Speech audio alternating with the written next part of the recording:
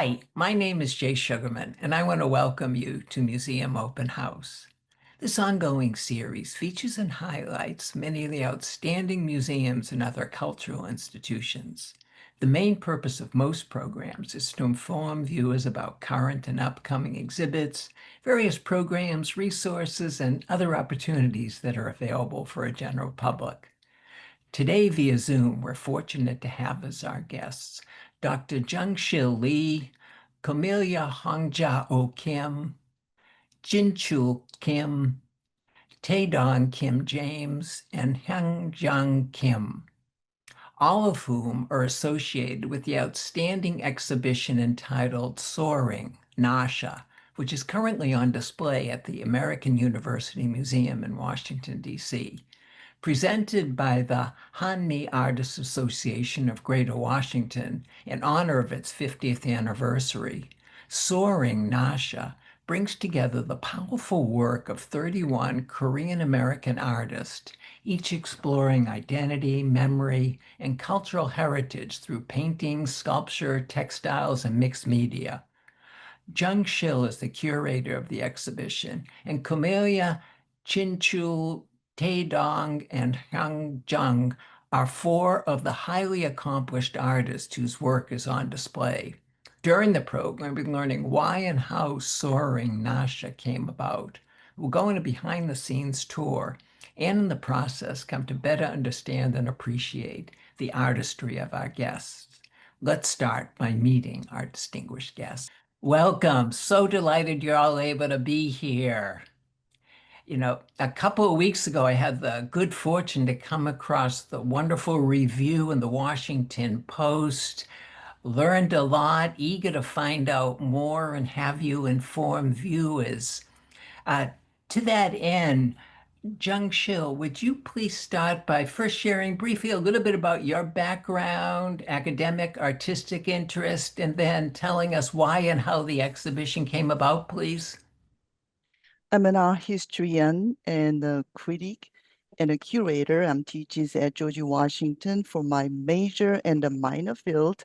My major is 19th century European modernism, and then the minor is 20th century American contemporary art, focuses on ritual and the feminist theory. But upon my graduation, sort of my third area of specialization is came in, which is an Asian art, since I'm Asian, or more precisely, global art history. So global art history refer to on the kind of approach or attitude rather than a specific single unified field. And it seeks to expand the Eurocentric narrative of the traditional art history by including diverse artistic tradition or geography such as an African, Asian, or South American, and then exchanges across the cultures. So rather than focusing solely on Western canons, and a global art history interrogates how art is shaped through migration, colonialism, trade, diaspora, and transcultural encounters. So it's less about the comprehensive global canon and more about the rethinking art history through a comparative, decentered, and inclusive lenses. So I wrote two books, which is more about the global art history. One is about the wartime sex slaves, this is comfort women. The other is Korean, modern and contemporary Korean art in context. So do you want me to proceed about Yeah, would the you, Narsha? Yeah. how did Soaring Nasha come about? Mm-hmm. It's a very hard to make them put in under the one themes or certain kind of a level because they were so diverse, right? So I researched these terms and actually we came up the term title is one of the members of our Han-Mee association. And then I researched the term of the Narsha, which is actually the ancient term of Korea, the ancient term, and then its origin and significance, and eventually discovering its references Yongbi Achanga, which is first Korean written poem, the Korean alphabet, in around the 15th century. And its very foundational text, and six dragons arise to the heavens, a powerful metaphor for new beginnings and national transformation from one dynasty to the other. Goryeo to Joseon dynasty.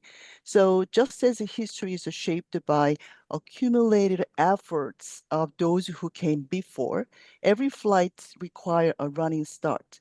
So Han-Mee's history embodied these kind of ideas and concepts to arrive at this current shape and form. And it gestured toward the uplift and then the momentum without imposing thematic constraints or stylistic limits. In this spirit, the exhibition seeks to highlight the wide-ranging practices and distinct voices that define the Korean American artist landscape today, which is diverse and dynamic and continually in motion. And how did you go about selecting the various artists who participated? In curating this exhibition, actually, I consider not only the artistic creative maturity or the unique vision, but also their contribution to and a position within this Han-Mee Artist Association. The word Narsha, the meaning is to soar, soaring high, offers a very abstract yet hopeful framework for envisioning a collective future. But the underlying curatorial theme I pursue or I envision was identity as it is shift across the generations and individual artistic perspectives. Rather than a singular narrative, the exhibition presents a constellation of personal approaches to identities, shaped by cultural memory and migration, artistic attitude, and the revealing the complexity and richness of Korean American experiences. What do you hope visitors carry with them after experiencing Soaring, Nasha? That's a very good question, actually. Um, I hope the viewers came away understanding that the Korean American art, more precisely work produced by the Korean diaspora, cannot be reduced a single definition or unified style. It is a remarkably diverse and complex and continually evolving. So I also hope they recognize these artists' ongoing efforts to engage with and contribute to the forefront of contemporary Western art. Terrific and terrific. And that's a wonderful lead in to hearing from the artist. And as we see the wide range of work that's on display, Komelia, welcome. So delighted to be able Right. to be here. Would you please start just by sharing a little bit about your background and your artistic interests, please? Uh, I'm Komelia. Hongja means Korean name and Okim. Um, I am the retired professor from Montgomery College in 2014, and I wrote a book on Korean metal art. In 2019, I am the one of the founder of this organization, and I was the second president of the organization and president of this association right now.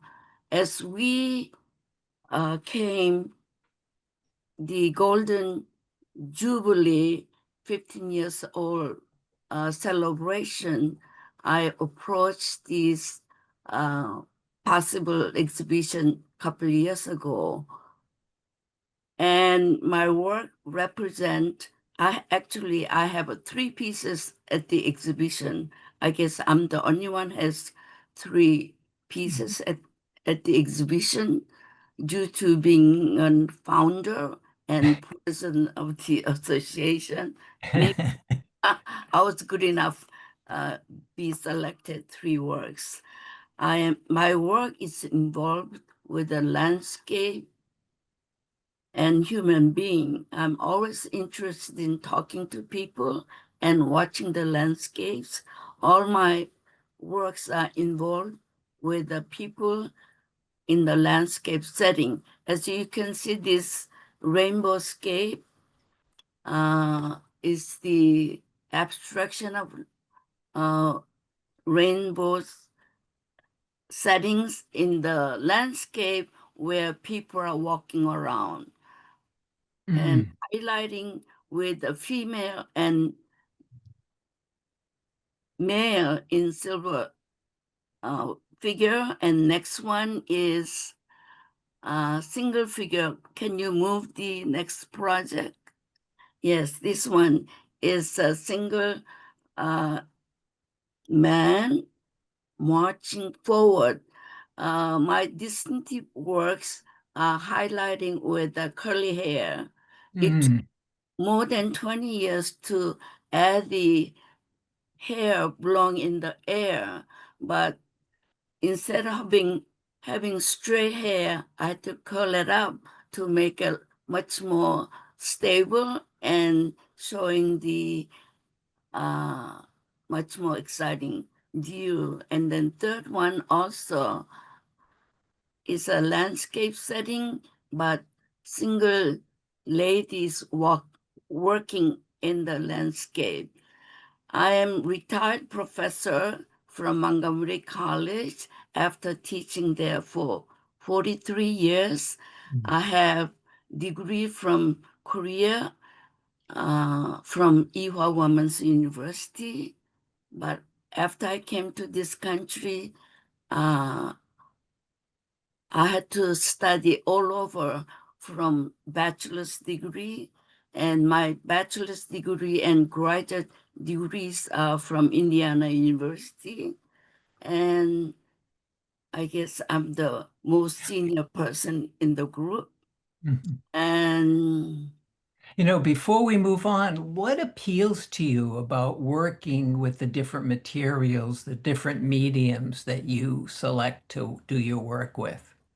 I construct mainly with copper and silver, and I use some steel in my construction, but I mainly do the soldering and brazing, not what they call the process most sculptors use. Mhm. By doing this, I can make small scale wearable art, tabletop pieces, and freestanding and wall large pieces. So my main medium is copper and second is silver. Wonderful, wonderful. Thank you for contributing. Exquisite work. Thank you. Jinchul, welcome. Thank you for taking the time to be here. Would you please start by sharing just briefly a little bit of your background and your artistic academic interests, please? Sure. Hi, everybody. This is Jinchul Kim. I'm a professor at Salisbury University teaching painting, drawing, and senior exhibition. And I am currently a vice president of Han-Mee Artist Association. My artistic background in studying fine art is similar to the trajectory of Western art history over the last 500 years. I can say literally from Da Vinci to Sarah Z. I wanted to experience all those process and fully understand the meaning of a representation. And we know about the representation means realistic, but I'm trying to find my own definition of a representation from its traditional sense to its contemporary meaning. And I am particularly interested in exploring the notion of a pushing beyond the boundaries, suggesting broader perspective and overcoming restrictions to foster new discovery.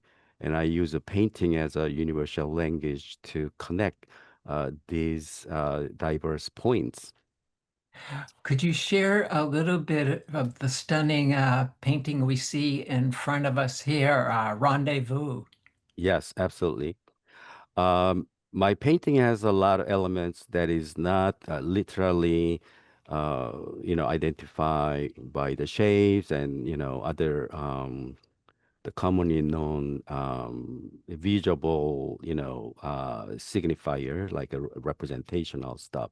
And I believe my true artistic identity is shaped by not by my national origin or gender, but my experience, my physical and my mental, I guess, experience, social interactions, and personal philosophy.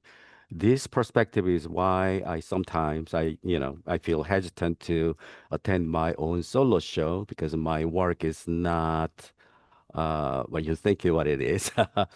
And sometimes I got some, people saying, hey, you are Asian and Korean. I mean, why don't you paint some Asian people or something? But um, but to me, I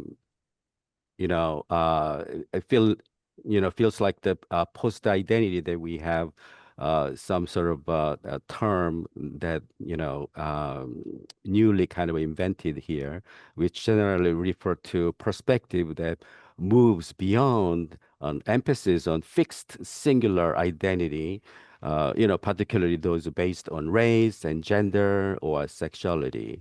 But like I say, my Koreanness is already deeply embedded in my thought process and Mhm. influence how I perceive various aspects of psychology. There are significant differences between these two, which mean East and West, but difference is not tangible, but operating underneath. So this particular piece, Rendezvous, and I wanted to combine this East and West.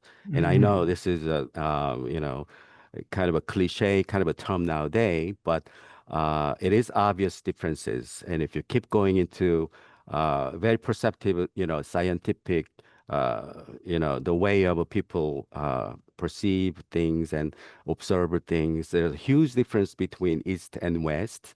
And now a lot of new scientific discovery that prove that, like quantum physics and, other post philosophical uh, aspects that prove, I think there's a great spiritual quality in, Asian, um, East philosophy perspective. So I Fast. wanted to combine these two different things, then they are meeting together. And one of them, the figure in the middle, which kind of represent me, observing all of these accidents and interaction between old and new, and those kind of dualistic elements. Well, fascinating to hear your thought process that goes on throughout your work.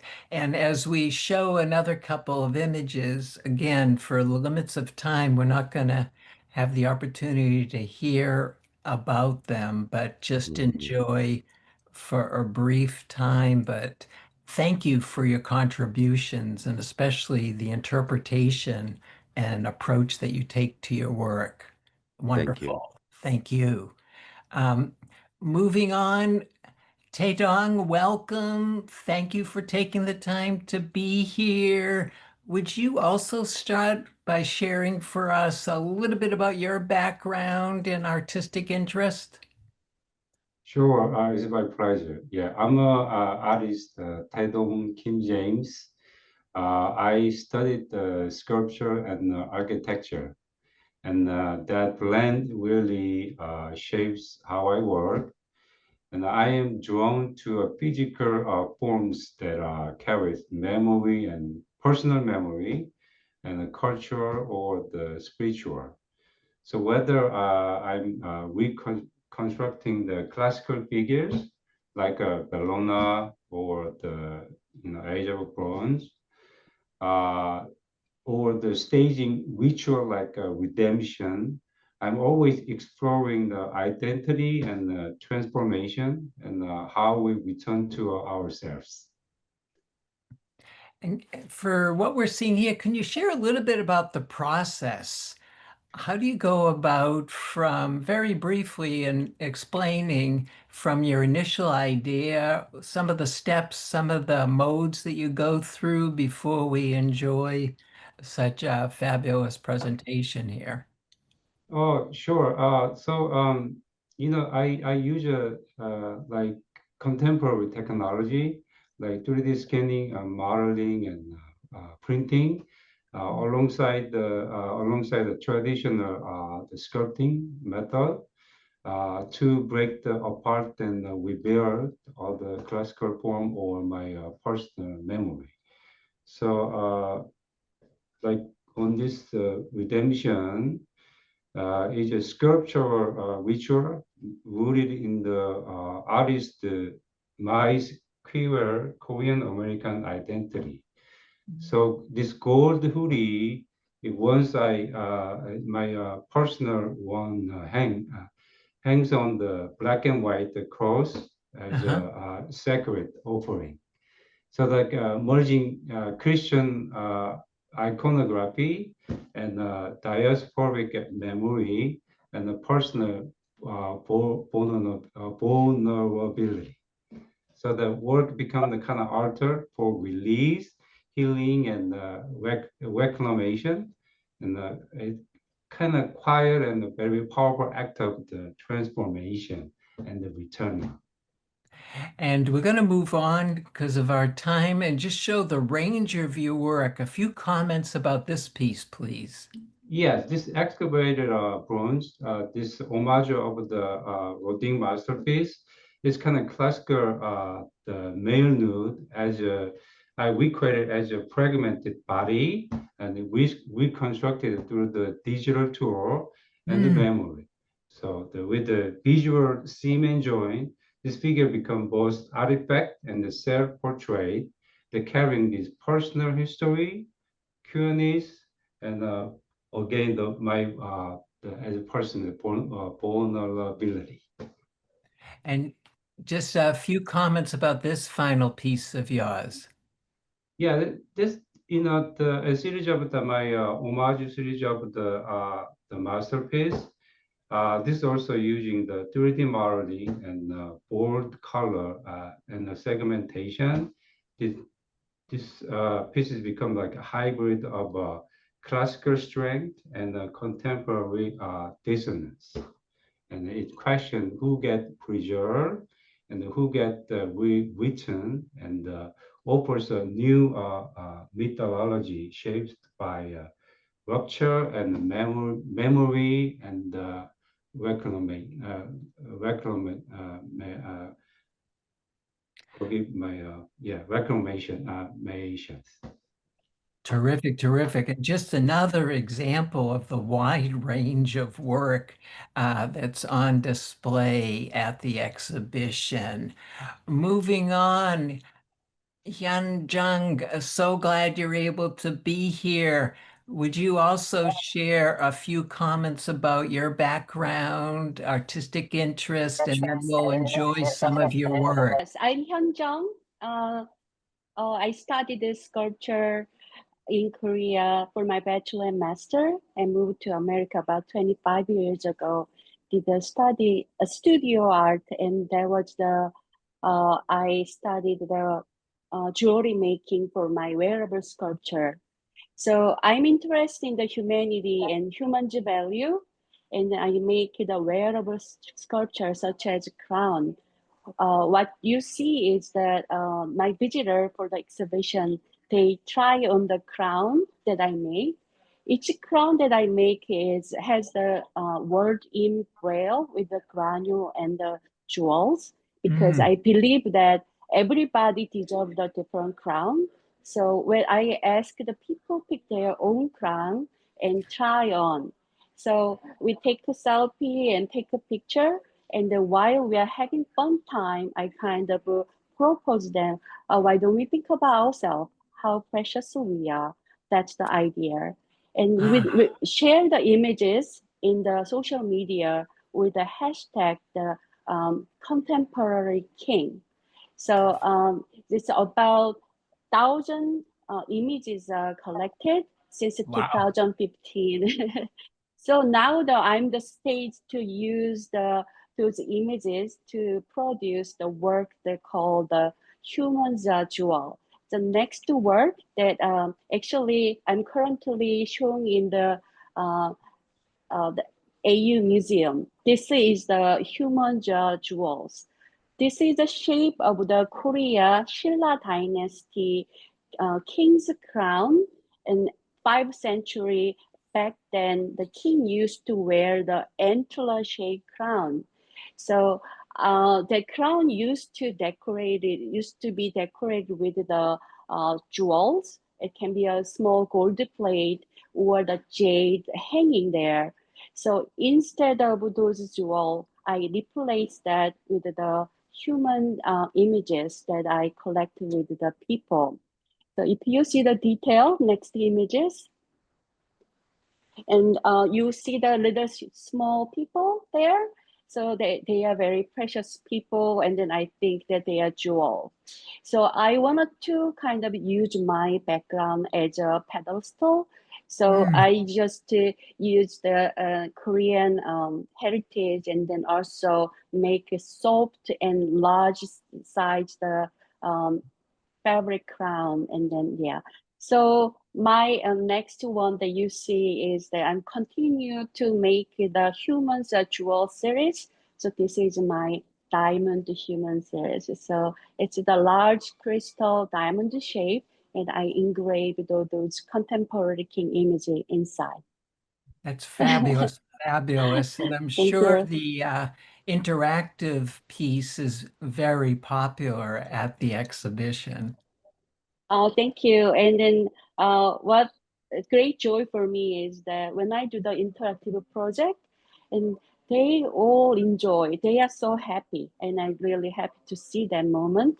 And then it's kind of this human jewels. The intention of the work is that I wanted to report the participant that what I have done so far, and also want them to enjoy the work. Yeah, Wonderful, wonderful. Thank you. thank you. Jung-Sil, in closing, can you share a little bit about how long the exhibition will be on view and any other programming perhaps that'll be taking place? Yeah, the exhibition ends August 10th. So we have another 3 weeks or so.